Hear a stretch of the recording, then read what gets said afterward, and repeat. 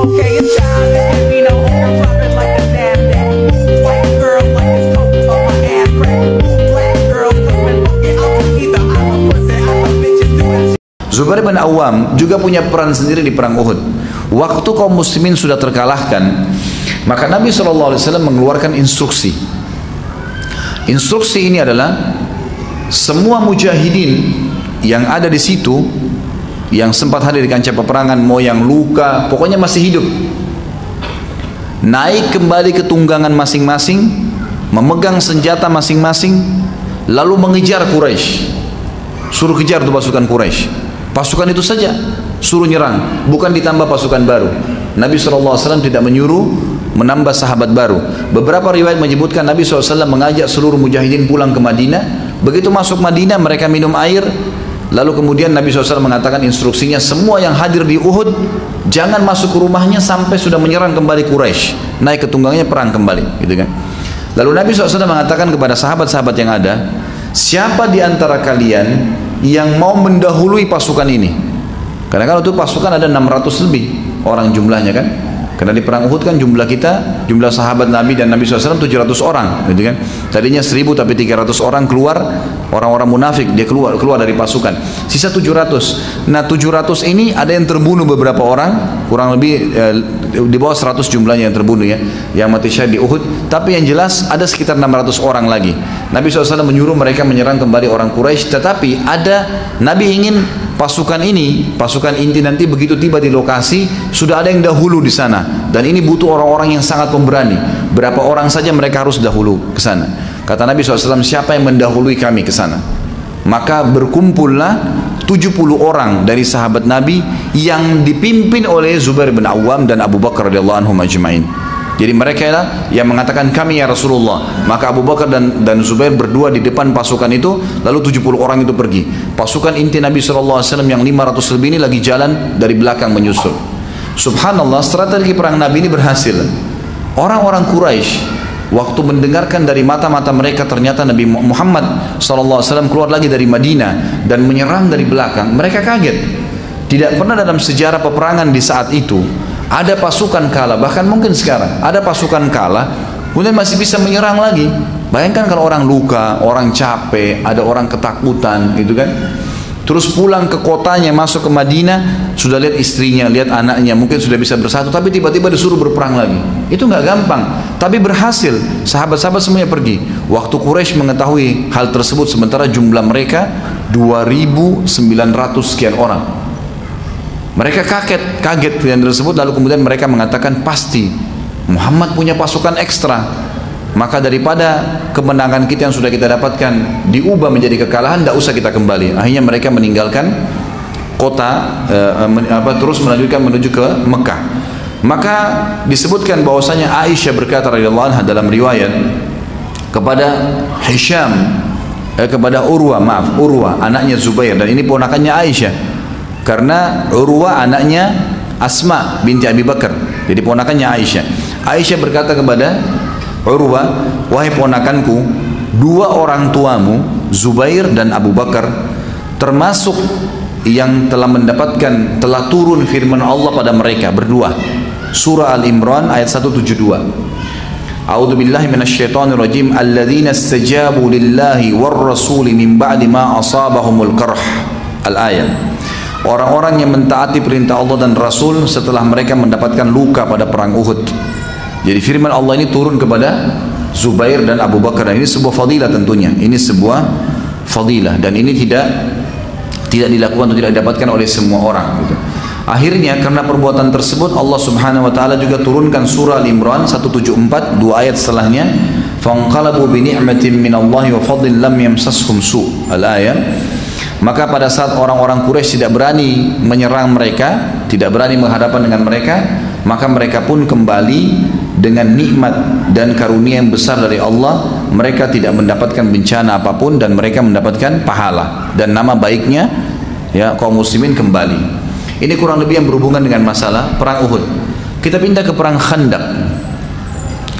Dalam hadis Bukhari Muslim diriwayatkan dari Jabir radhiyallahu anhu bahwasanya Rasulullah sallallahu alaihi wasallam bersabda ketika perang Khandaq, siapa yang bersedia pergi mengetahui berita tentang Bani Quraidah? Perlu teman-teman tahu, di Madinah waktu itu ada 3 suku Yahudi, ada Qainuqa, Nadir dan Quraidah. Qainuqa, Nadir dan Quraidah. 3 suku Yahudi ini terkenal, dan subhanallah kata sebagian ahli sejarah, dari 3 suku ini, Qainuqa, Nadir dan Quraidah, 3-tiganya ini tersebar ya orang-orang Yahudi sekarang. Jadi kota Madinah dulu, yang sekarang banyak ini jumlahnya dari mereka.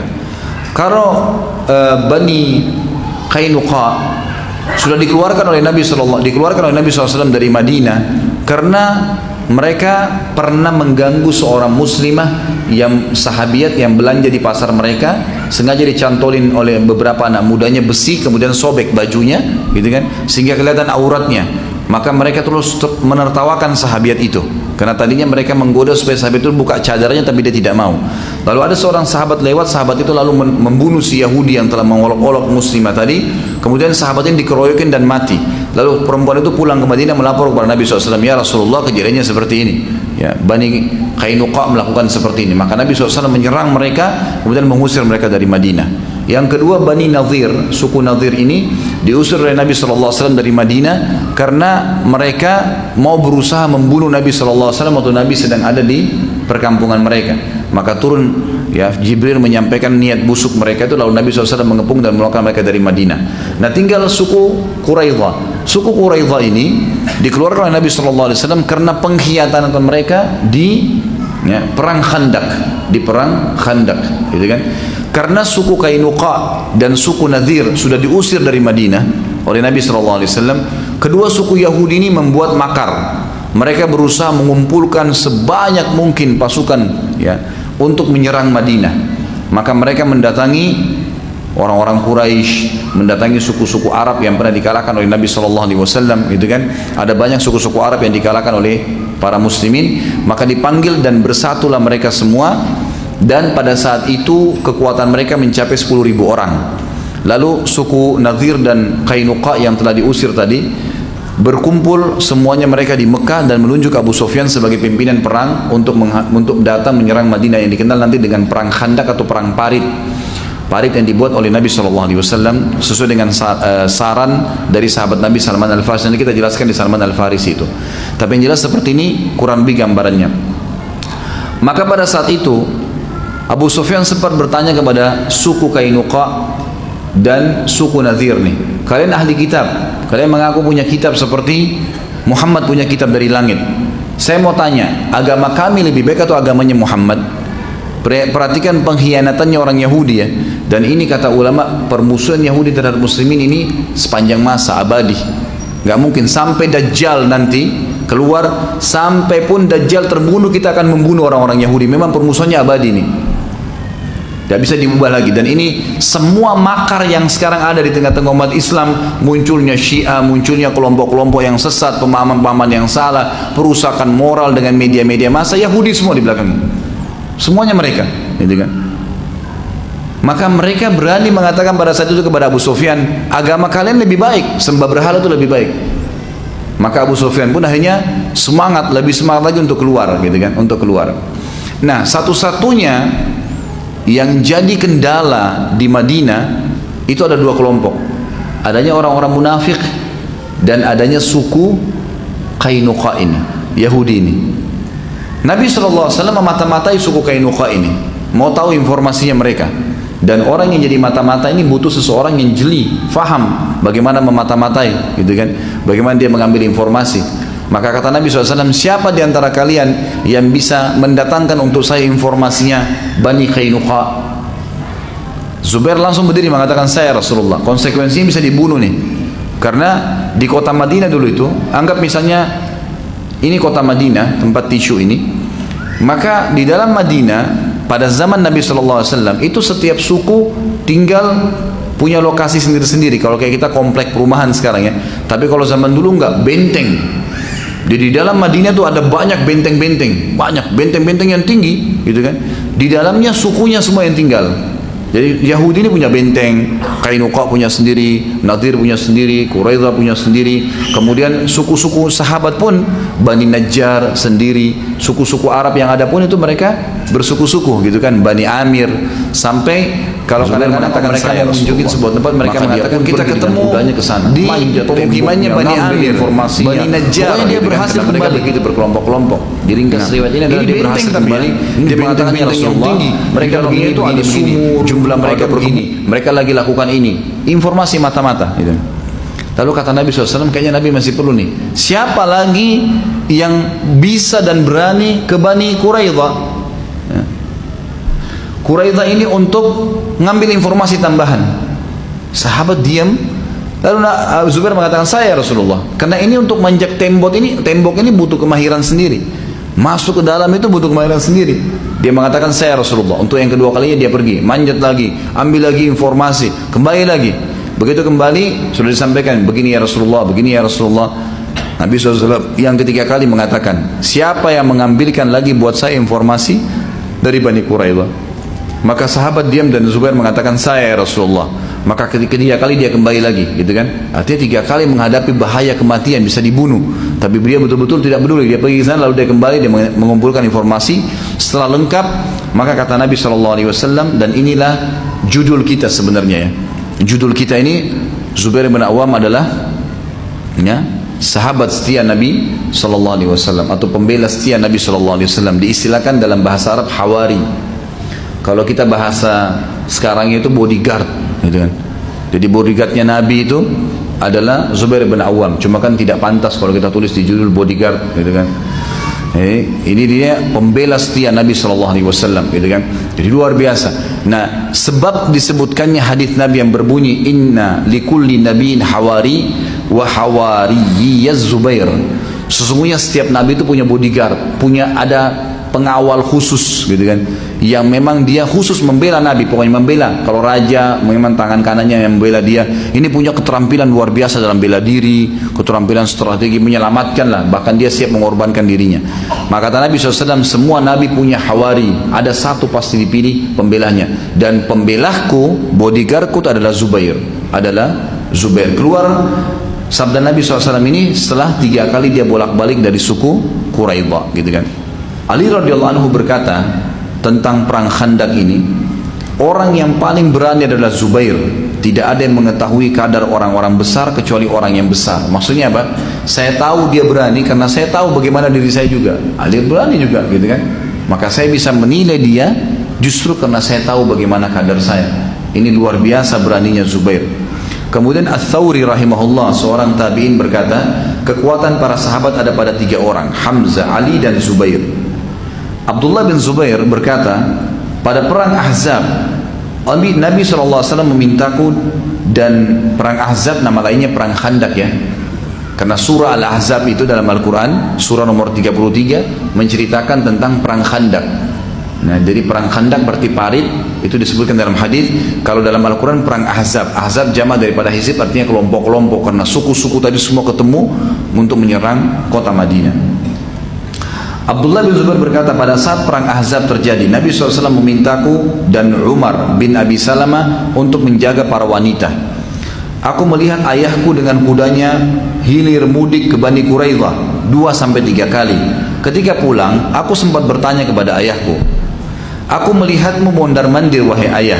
Dia berkata, apa engkau melihatku wahai anakku? Aku menjawab, iya. Dia pun menjawab, Rasulullah SAW telah bersabda, siapa yang bersedia datang ke Bani Quraidah dan mengemulkan berita mereka, maka aku pun berangkat. Ketika aku kembali, Rasulullah SAW pun mengulangi sampai 3 kali dan aku mengulanginya. Sampai akhirnya kata Nabi SAW, fidaka abi wa ummi, ayah dan ibuku jadi tebusan untukmu. Dan ini juga ada istilah, ini bukan sumpah ya. Jadi biasanya kalau seseorang menghormati orang lain, dia mengatakan ibu dan ayahku jadi tebusannya. Kurang lebih maknanya, setelah ayah dan ibuku, kamulah orang yang saya hormatin, gitu loh. Seperti itu bahasanya. Ini sering dipakai.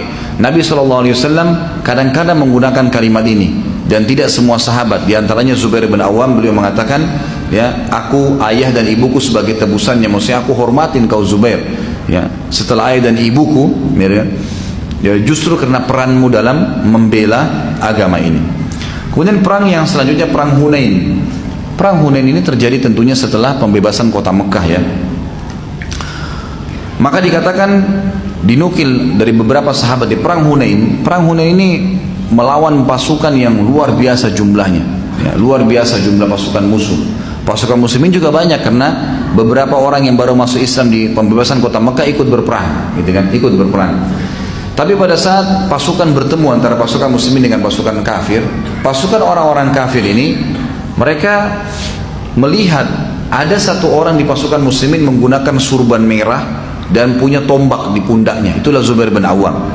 Maka mereka saling berkata satu sama yang lain, ada apa dengan orang ini nih? Kok dia belum pecah peperangan, dia sudah mondar-mandir. Jadi pasukan muslim di sini, pasukan kafir di sini misalnya. Ini kan biasanya saling nunggu nih. Nanti kalau ada pecikan atau suara baru mereka saling menyerang. Enggak. Zubair bin Awam. Ini satu orang oleh Umar bin Khattab dianggap kekuatannya 1000 orang. Luar biasa gitu. Ada pasukan banyak 1000 tapi malas, takut, pengecut, suruh naik benteng nggak mau, malam-malam nggak mau perang, takut. Begitu jihad sembunyi di bawah kolom. Kayak sebagian orang, Allahu alam siapa ini. Tapi begitulah. Tapi ini Zubair bin Awam, apa titah jihad langsung di depan. Ini bukan sembarangan orang-orang seperti ini, luar biasa. Kata Umar, dan saya ngirim bersama 4000 itu 4 orang yang kekuatan mereka adalah 4000. Sebab setiap orang di antara mereka punya kekuatan 1000 orang. Tentu di sini disebutkan oleh sebagian tentang siapa saja orang-orang itu, tapi yang jelas mereka adalah pimpinannya Zubair ibn Awam. Gitu.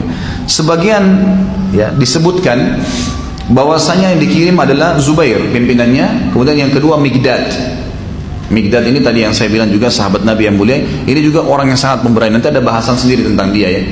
Ini memang Umar juga hitung kekuatannya 1000 orang. Kemudian yang ketiga Ubadah bin Samit. Ubadah bin Samit termasuk sahabat Nabi yang pemberani dan juga dia ahli faraid. Kemudian ada Maslamah bin Makhlad. Maslamah bin Makhlad. Ini juga nanti tentu ada bahasan nanti sahabat-sahabat yang mulia yang kita akan sempurnakan karena bahasan kita kurang lebih 100 sahabat nanti insyaallah. Tapi kita hari ini baru masuk yang ke-6. Semoga Allah mudahkan. Ada sebagian ahli sejarah mengatakan yang keempat itu bukan Maslamah tapi Kharijah bin Hudzafah radhiyallahu anhum ajma'in. Jadi ini 4 orang sahabat yang terkenal yang diutus oleh Umar bin Khattab. Ringkas cerita adalah waktu tiba pasukan tersebut untuk penaklukan Mesir, gitu kan? Maka ternyata Amr bin As ini kan itu ngirim surat ke Madinah lama. Dari negeri Syam, dari wilayah perbatasan Mesir ke Madinah itu bisa sebulan jalan ngantar surat. Balasan Umar bin Khattab menyiapkan pasukan balik dari ke sana lama, dan ternyata waktu Zubair bin Awam tiba di wilayah Mesir yang akan ditelepon oleh Amr bin As ini, itu Amr bin As sudah mengepung selama 7 bulan, nggak berhasil. Jumlah pasukannya cuma 4000 tapi berhasil mengepung gitu kan. Begitu Zubair bin Awam datang, tanya Amr bin As, ada apa nih? Kita belum bisa tembus. Tanpa banyak ngomong nih, Zubair bin Awam langsung tarik beberapa temannya, naik kuda, kelilingin benteng itu. Dikelilingin sama dia semua, dilihat kondisinya. Disebarin orang-orang di situ, dilihat sama kekuatannya di mana nih, gitu kan. Orang-orang yang di atas ini, yang musuh-musuh yang tadinya siapin panah, kalau ada yang mau coba nyerang, lihat ini pasukan sedikit, segelintir, 5-6 orang tapi kelilingin benteng itu semuanya. Dan Amr bin As tidak punya strategi ini awalnya. Begitu selesai, ternyata Zubair bin Awam untuk kelilingi, dia cari celah mana yang bisa naik di tembok nih. Begitu selesai dia balik, dia bilang sama Amr bin As, izinkan saya untuk bisa menembus benteng. Kata Amr, kalau bisa silahkan, gitu kan. Ya sudah 7 bulan kita kepung nggak bisa-bisa. Dia bisikin 5 orang temannya, cuma 5 orang nih. Kalau kalian dengar takbir saya, ikut dari belakang, gitu kan. Teman-temannya sudah tahu Zubair bin Awam ini suka melakukan strategi yang luar biasa gitu. Zubair ini akhirnya taruh tangga yang mereka buat kayak kita sekarang mungkin tangga kayu. Memang zaman dulu begitu. Kalau mereka mau nyerang tembok, mereka taruh tangga, mereka naik. Ya nasib-nasiban, kadang-kadang dari atas dipanahin, kadang-kadang dilemparin timah panas lah, apalah, seperti lumpur panas, bukan timah, lumpur panas dipanasin terus untuk menjatuhkan musuh gitu kan. Tapi seperti itulah. Zubair bin Awam ini membiarkan pasukan tetap berdiri dan musuh ini mengira bahwasanya Muslimin belum menyerang, maka dia cari sisi tembok yang kosong lalu dia naik sendirian. Begitu dia naik sendirian, dia naik, kemudian dia bunuh beberapa orang di atas situ, kemudian dia takbir, Allahu Akbar. Temannya yang 5 orang naik nih, naik semua. Begitu naik, mereka 5 orang ini masuk bobrak abrik di dalam sampai berhasil membuka pintu gerbang. Hari pertama tiba, yang tadinya Amr bin As sudah 7 bulan ngepung nggak bisa-bisa. Hari pertama tiba sudah tembus benteng, gitu kan? Akhirnya Mesir takluk. Sampai kata ulama apa? Yang panen pahala masyarakat Mesir dan Afrika Zubair bin Awam radhiyallahu anhu. Gara-gara keberaniannya ini tembus benteng, masuk Islam. Sampai sekarang Mesir Muslim.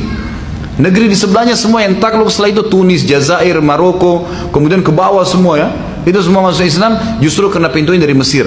Zubair bin Awam hanya karena keberanian yang luar biasa, yakin tentang janji Allah, menembus sendirian karena dia tahu dia mati syahid gitu kan.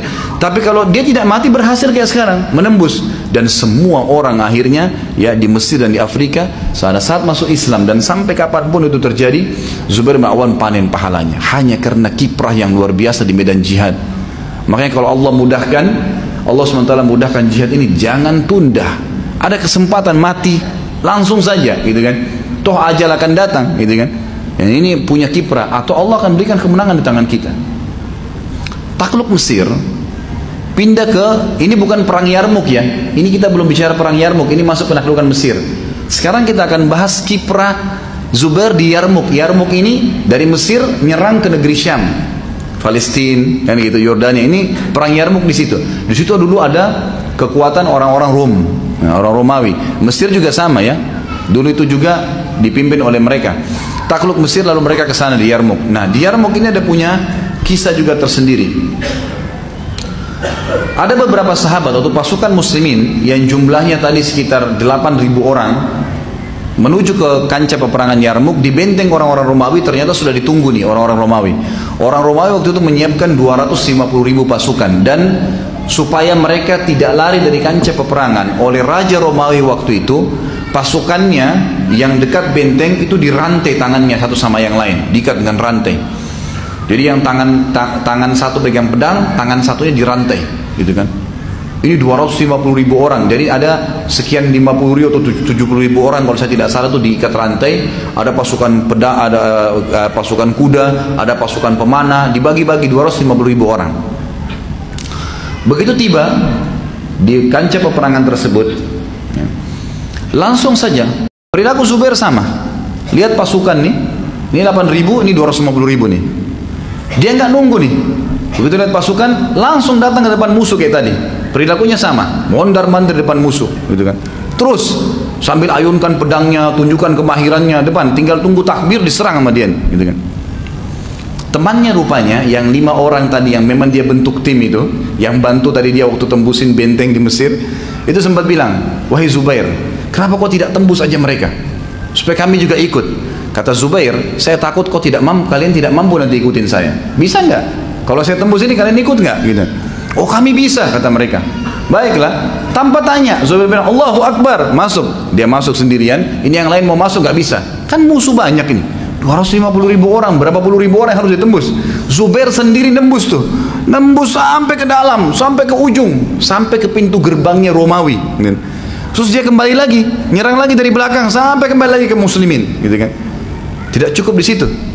Setelah kembali, dia bilang sama teman-temannya, mana kalian ini?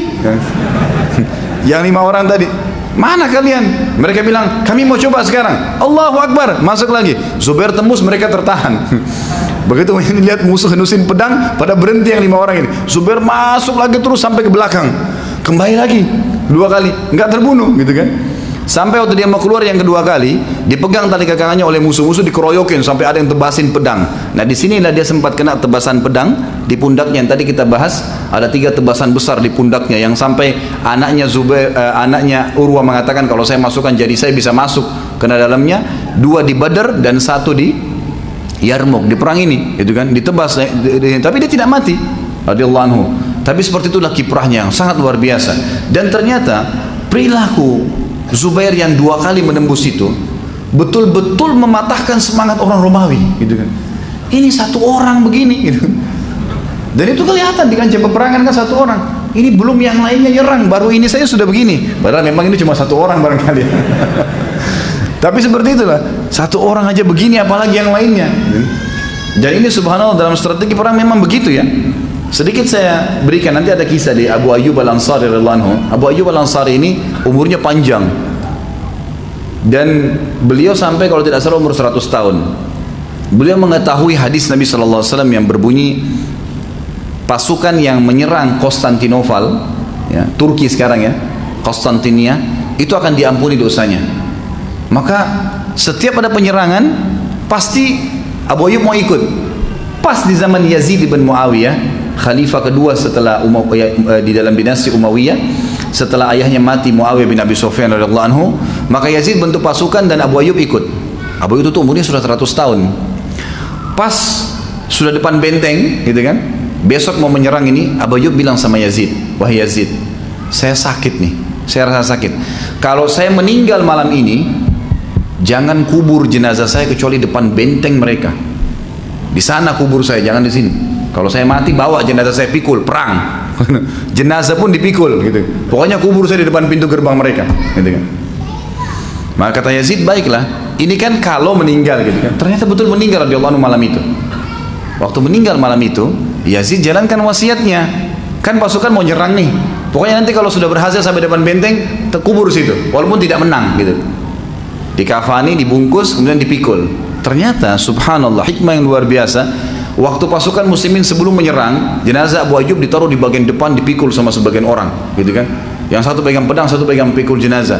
Ada mata-mata musuh dari Konstantinopel lagi masuk, pakai baju umat Islam, masuk nyelip. Terus dia tanya sama orang di situ, "Itu siapa itu? Jenazah siapa?" Ini dikira orang muslim, padahal mata-mata. Kata si muslim, "Itu Abu Ayyub Al-Ansari, sahabat Nabi." Kata si mata-mata ini, "Kenapa kok tidak dikubur?" Dia bilang tidak, dia mau dikubur di depan benteng sana.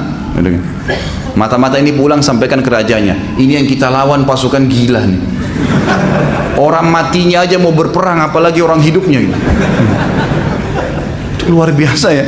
Jadi peran-peran seperti ini ternyata keberanian yang luar biasa, karena tahu janji Allah luar biasa gitu, membuat penyebab kemenangan gitu kan. Dan memang itu memang dibutuhkan. Jadi keberanian yang seperti yang dibutuhkan. Bukan berani nampar istri, bukan berani mukul-mukul orang kalau lagi utang, bukan itu. Di kancah peperangan gitu kan. Bukan sombong karena atasan kepada bawahan, itu tidak ada dalam Islam. Tapi yang benar itu di kancah peperangan, tunjukkan di jalan Allah Subhanahu wa taala untuk mati syahid. Itu pelajaran yang besar sekali. Para sahabat mengatakan, Zubair benar-benar adalah seorang kesatria yang mengagumkan. Saat sahabat-sahabat lain menahan diri dan mereka tidak kuasa untuk menembus, maka Zubair menembus semuanya. Tidak ada yang tidak ditembus oleh Zubair radhiyallahu anhu, dan dia tidak pernah merasa takut sedikit pun pada saat menembus musuh-musuh tersebut. Al-Hafidh Ibnu Katsir mengatakan rahimahullah dalam buku sejarah beliau, Az-Zubair berangkat ke Syam sebagai mujahid. Dia ikut dalam perang Yarmuk sehingga kaum muslimin merasa bangga dengan kehadirannya. Di sana dia membukukan kepahlawanan yang cemerlang dan semangat juang yang tinggi. Dia menyusup ke barisan tentara Romawi 2 kali dan memporak-porandakan mereka dari awal sampai akhir sendirian. Kayak tadi saya berikan gambaran, luar biasa orang ini radhiyallahu anhu. Semoga Allah berikan kita seperti beliau ya. Ini orang yang luar biasa. Kemudian selanjutnya adalah saatnya untuk menutup kisah tentunya ya, karena peran terakhir radhiyallahu anhu ini di kasus ya perang Jamal. Dan ini sudah saya sebutkan di zaman atau pada saat membahas tentang Ali radhiyallahu anhu. Tentu Zubair bin Awam sama dengan Talha bin Ubaidillah mendapatkan jaminan mati syahid dari Nabi SAW, tapi ternyata bukan mati syahid di tangan orang-orang kafir, tapi justru mati syahid terbunuh secara zalim dengan orang-orang yang mengaku Islam dari kelompok Khawarij. Dan ini juga menandakan ikhwah sekalian dan akhwat rahimani rahimakumullah, kalau seseorang terbunuh secara zalim itu syahid, gitu kan? Itu syahid. Zubair bin Awam ini terbunuh bukan di tangan orang-orang kafir, tapi sudah saya ceritakan dan saya kembali reviewkan, perang Untah namanya. Waktu Utsman radhiyallahu anhu terbunuh, maka Zubair, Talha dan Zubair dan Talha ini membaiat Ali di Madinah. Ali sebagai khalifah dibaiat, gitu kan? Lalu Zubair sama Talha ke Mekah, mereka mau umrah waktu itu. Lalu mereka bertemu di sana dengan Aisyah radhiyallahu anha, istri Nabi sallallahu alaihi wasallam. Waktu tiba di Mekah, orang-orang Irak dari kelompok Khawarij menulis surat kepada Zubair dan Talha.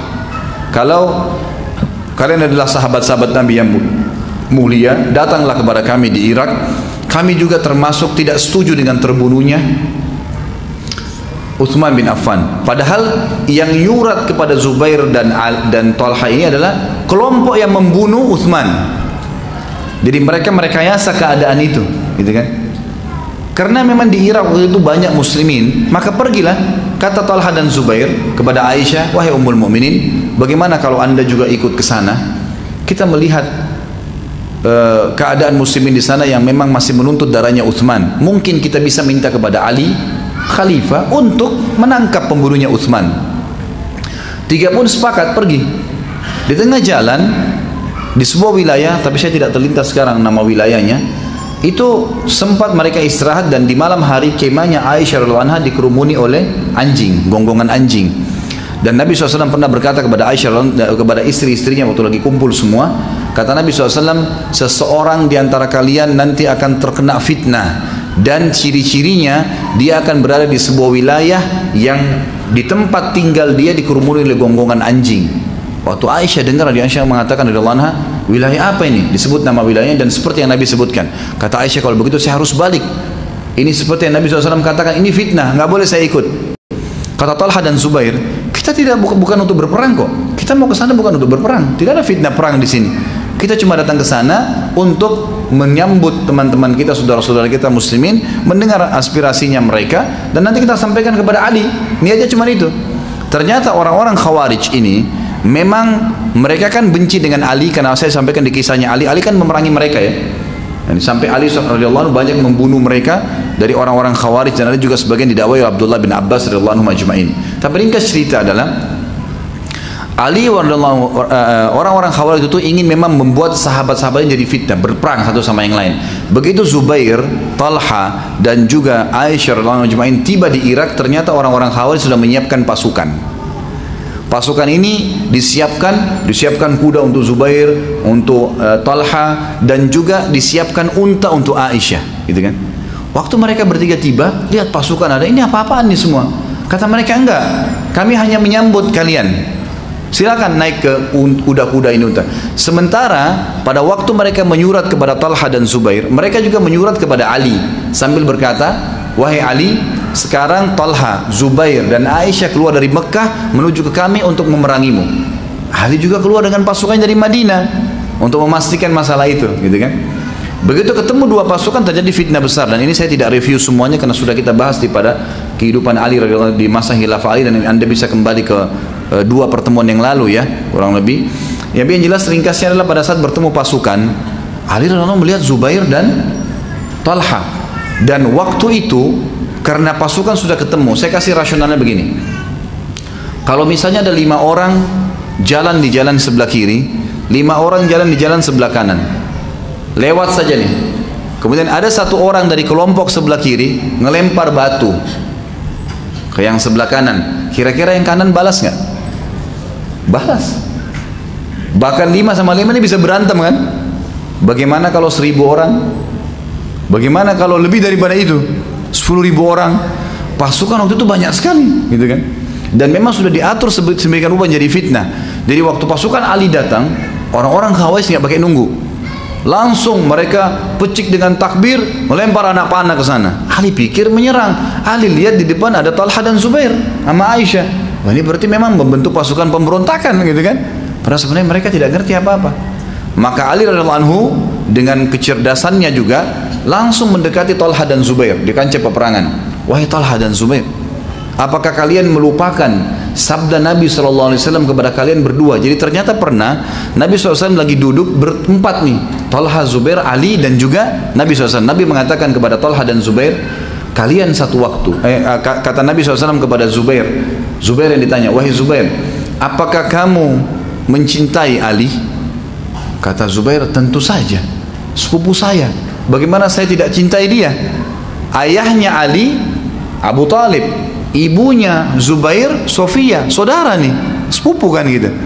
Pasti saya cintai dia, apalagi dia adalah orang yang luar biasa menjadi sahabat Anda.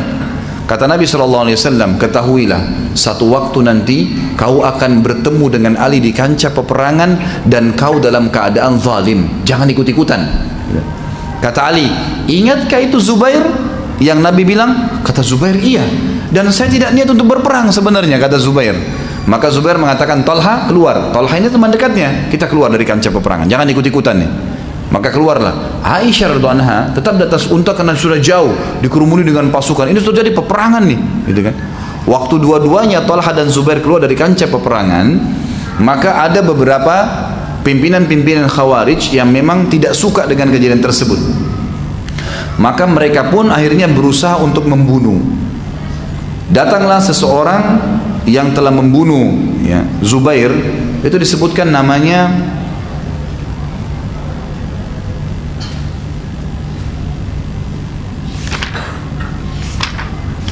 kalau tidak salah Ibnu Jurmuz ya, saya lagi cari dulu. Iya, Ibnu Jurmuz, betul. Jadi yang membunuh dia adalah Ibnu Jurmuz. Ini salah satu pimpinan dari orang Khawarij yang datang waktu lihat Zubair sudah menyingkir ke samping, lagi ngobrol sama Ali sama Talha, dia datang dari belakang kemudian ditusuk langsung Zubair. Ditusuk langsung Zubair bin Awam 2 kali dan Zubair mati. Kemudian Talha yang sudah kita bahas juga pertemuan yang lalu dipanah juga oleh seorang Khawarij yang akhirnya mati, gitu kan. Tapi Ali mereka tidak berhasil bunuh. Ali tidak berhasil mereka bunuh. Ringkas cerita, pada saat keduanya telah terbunuh, Zubair dan juga ya, Talha, maka Ali radhiyallahu anhu menangis pada saat itu. Kemudian duduk di depan jenazahnya ya Zubair sambil dan juga Talha sambil Ali mencium keduanya dan mencium pedang keduanya. Sambil menangis Ali mengatakan, demi Allah, inilah pedang-pedang yang mulia yang senantiasa digunakan pemiliknya untuk membela Rasulullah SAW dalam segala peperangannya, dalam segala mara bahaya. Diriwayatkan Imam Ahmad, Ibnu Hibban dan Hakim juga At-Tabarani. Kemudian juga dalam riwayat lain dikatakan Ali radhiyallahu anhu berkata pada saat melihat jenazah Zubair yang tersungkur di depannya dengan Talha, dia mengatakan kepada anaknya ya, Muhammad bin Hanafiyah namanya, Muhammad bin Ali namanya ya, tapi diambil nisbat Hanafiyah nama ibunya agar membedakan antara Muhammad dengan Hasan dan Husain radhiyallahu anhum ajmain, karena Hasan dan Husain adalah anaknya Fatimah, lebih mulia ya. Muhammad mengatakan, aku ternisbatkan ke Hanafiyah, ke ibuku, karena aku posisiku di bawah Hasan dan Husain. Dia Ali mengatakan, wahai Muhammad, aku berharap aku mati sebelum hari ini, karena ini fitnah yang sangat besar. Maka Ali pun akhirnya berhasil memberhentikan permasalahan itu, memberhentikan permasalahan peperangan tadi, ya, dan memenangkan peperangan, lalu memulangkan Aisyah ke Madinah. Karena kata Nabi SAW, wahai Ali, akan terjadi sesuatu masalah nanti dengan salah satu istriku, tapi Nabi tidak sebut Aisyah, gitu ya. Dan kalau terjadi itu kembalikan dia ke rumahnya di Madinah. Maka pasukan Ali menang radhiyallahu anhu, dan sudah panjang lebar jelaskan. Tapi Talha dan Zubair terbunuh pada saat itu, dan ternyata terbunuhnya mati syahid. Dan pada saat terbunuh, Ali radhiyallahu anhu menghukum juga Ibnu Jurmuz dan pembunuh Talha sambil berkata, sampaikanlah atau terimalah berita buruk buat kalian berdua, karena Rasulullah SAW telah menyampaikan kepada saya bahwasanya pembunuhnya Talha dan Zubair dua-duanya masuk ke dalam api neraka. Maka terbunuhlah mati syahid radhiyallahu anhu ya, pendekar dan saudara sepupu Nabi SAW ini, seorang mujahid yang sangat luar biasa, di mana memang beliau memiliki kedudukan yang sangat tinggi di mata agama kita dan juga di mata kita.